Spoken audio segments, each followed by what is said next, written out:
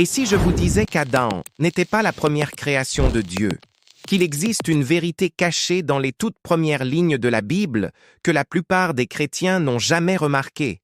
Préparez-vous, car ce que vous êtes sur le point de découvrir va ébranler tout ce que vous pensiez savoir sur la création.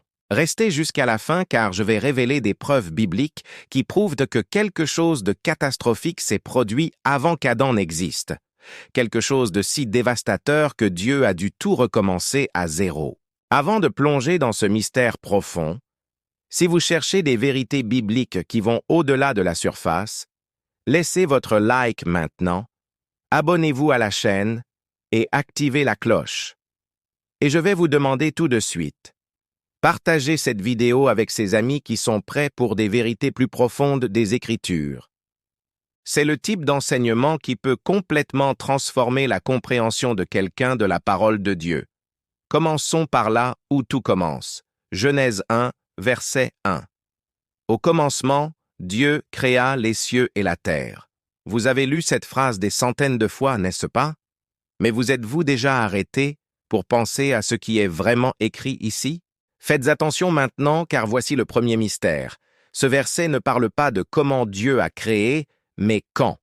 Il déclare simplement un fait accompli. Dieu a créé les cieux et la terre au commencement. Maintenant, regardez le verset 2, et c'est là que tout devient intéressant.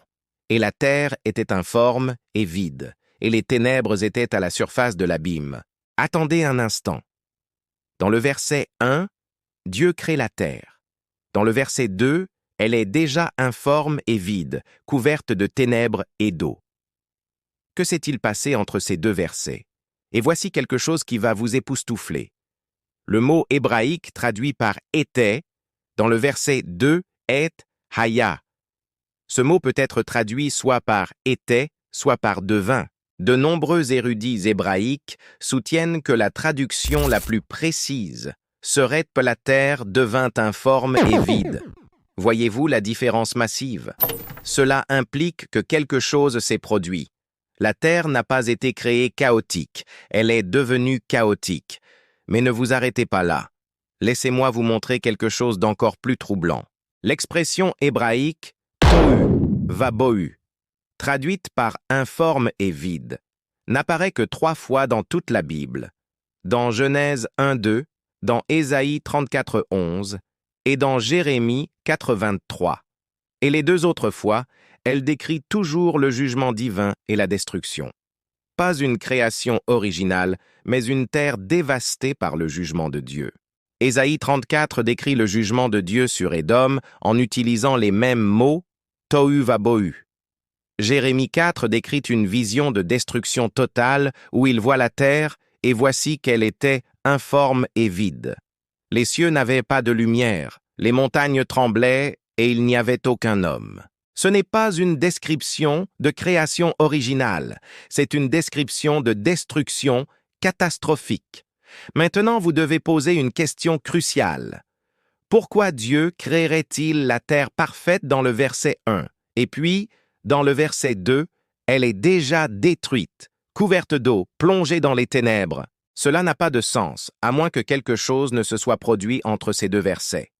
À moins qu'il n'y ait un intervalle de temps, possiblement des millions ou même des milliards d'années, entre Genèse 1.1 et Genèse 1.2. Et il y a plus de preuves.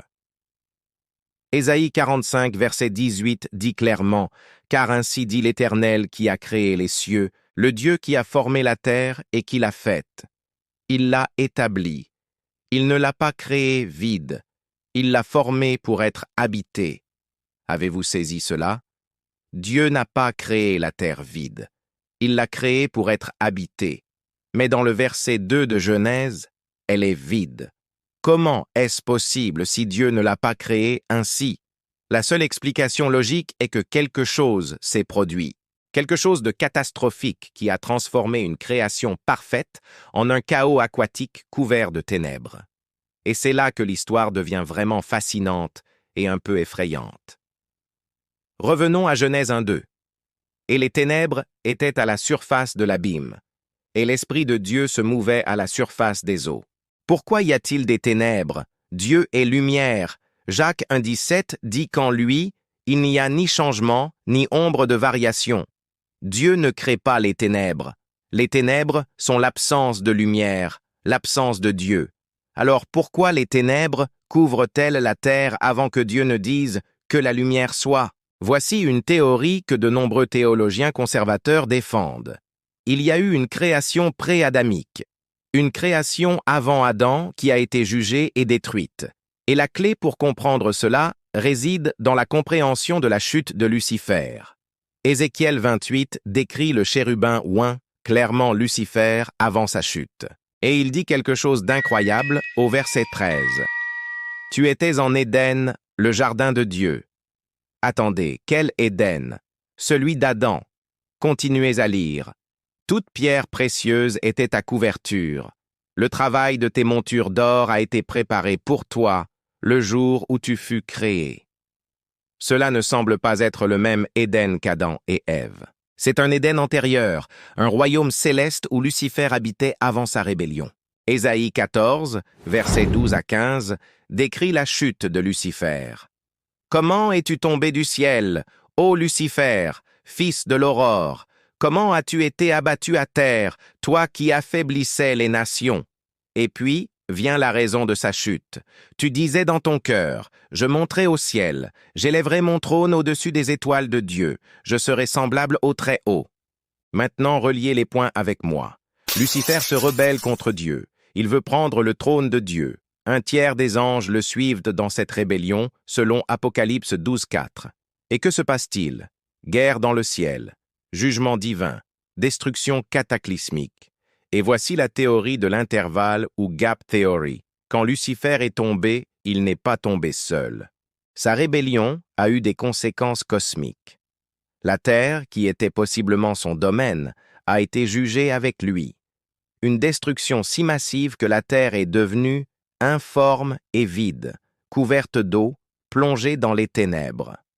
Une catastrophe mondiale qui a complètement effacé tout ce qui existait auparavant. Vous pensez que c'est trop radical? Laissez-moi vous montrer plus de preuves bibliques. Jésus dit dans Luc 10:18, « Je voyais Satan tomber du ciel comme un éclair. » Quand cela s'est-il produit? Était-ce avant Adam, pendant la création? La Bible ne spécifie pas clairement le moment, mais le texte suggère que c'était avant la création de l'homme. 2 Pierre 3, 5 et 6 parlent de 3 mondes différents. Le monde ancien qui a été détruit par l'eau, le monde présent, et le nouveau ciel et la nouvelle terre qui viendront.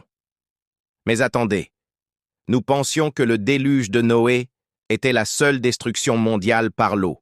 Mais si Pierre parlait de 2 destructions aqueuses différentes, le déluge de Noé et une destruction encore plus ancienne entre Genèse 1:1 et Genèse 1:2. Regardons les dinosaures et l'ère géologique un moment. La science nous dit que la Terre a des milliards d'années. Les fossiles de dinosaures datent de millions d'années. La plupart des créationnistes jeunes Terre rejettent complètement cela. Mais si nous n'avions pas besoin de le rejeter, et si la théorie de l'intervalle réconciliait la science avec l'écriture, s'il y a un intervalle de temps indéfini entre Genèse 1:1 et Genèse 1:2, alors la Terre peut avoir des milliards d'années. Les dinosaures et les créatures préhistoriques auraient pu exister dans cette création pré-adamique. Et quand le jugement de Lucifer est venu, tout a été détruit. Les créatures sont mortes, ont été enterrées sous des catastrophes aqueuses et géologiques, et sont devenues les fossiles que nous trouvons aujourd'hui. La recréation, ou plus précisément, le renouvellement de la Terre en 6 jours littéraux, se produit alors à partir du verset 3 de Genèse 1. Dieu ne crée pas à partir du néant absolu. Il renouvelle, restaure, reforme une terre qui avait été jugée. Que la lumière soit n'est pas la création originale de la lumière, mais sa restauration après les ténèbres du jugement. Regardez le modèle dans les jours de la création. Jour après jour, Dieu dit « que soit ceci ou cela ». Mais il ne dit jamais « que soit la terre » ou « que soient les eaux ». Pourquoi? Parce qu'elles existaient déjà dans le verset 2. Il dit « que soit la lumière, qu'il y ait une étendue, qu'il y ait des luminaires, que la terre produise, mais la terre et l'eau elles-mêmes sont déjà là depuis le verset 2. Le troisième jour, Dieu ne crée pas la terre sèche à partir de rien. Il dit « Que les eaux qui sont au-dessous des cieux se rassemblent en un seul lieu et que le sec paraisse. » La terre sèche était déjà là, submergée. Dieu fait simplement reculer les eaux pour qu'elles apparaissent à nouveau. Cela ressemble à un renouvellement, pas à une création originale. Et voici quelque chose que la plupart des gens manquent. Pourquoi Dieu a-t-il besoin de 6 jours? Il est tout-puissant. Il aurait pu tout créer instantanément. Psaume 33:9 dit « Car il dit, et la chose fut. Il commanda, et elle parut. » Dieu peut créer instantanément. Alors pourquoi un processus de 6 jours? La réponse pourrait être qu'il ne créait pas à partir du zéro absolu, mais restaurait méthodiquement une création qui avait été détruite. Chaque jour représente une phase de renouvellement, apportant l'ordre au chaos, la lumière aux ténèbres, la vie à la mort. Maintenant parlons de quelque chose qui peut être controversé, mais qui est basé sur des preuves bibliques. S'il y avait une création pré-adamique, y avait-il des êtres vivants? Y avait-il des créatures intelligentes? Peut-être même des êtres humanoïdes qui n'étaient pas exactement humains comme Adam? Genèse 1:26 dit « Faisons l'homme à notre image, selon notre ressemblance ». Pourquoi Dieu utilise-t-il le pluriel? La plupart des théologiens disent que c'est la Trinité qui parle, mais cela pourrait aussi être Dieu parlant aux anges. Et notez que Dieu dit que l'homme sera fait à son image, pas à l'image des anges. Adam est unique.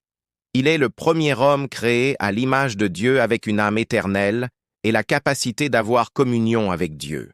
Quoi qu'il ait existé avant Adam, si quelque chose existait, cela n'avait pas l'image de Dieu, n'avait pas le souffle divin de vie que Dieu a placé en Adam.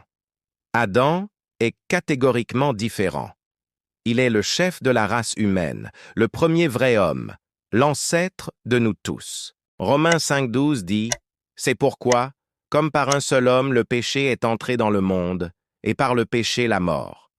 La mort est entrée par Adam. » Mais notez que Paul parle de la mort spirituelle et de la mort humaine. Il ne parle pas nécessairement de la mort des dinosaures ou des créatures pré-adamiques qui auraient pu exister et mourir avant qu'Adam ne tombe. Voici pourquoi c'est important.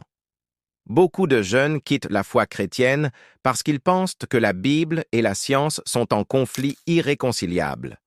Ils voient des fossiles de millions d'années, des couches géologiques, des preuves d'une terre ancienne, et pensent qu'ils doivent choisir entre la science et l'écriture.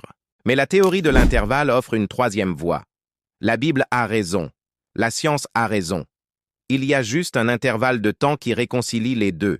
La Terre peut avoir des milliards d'années.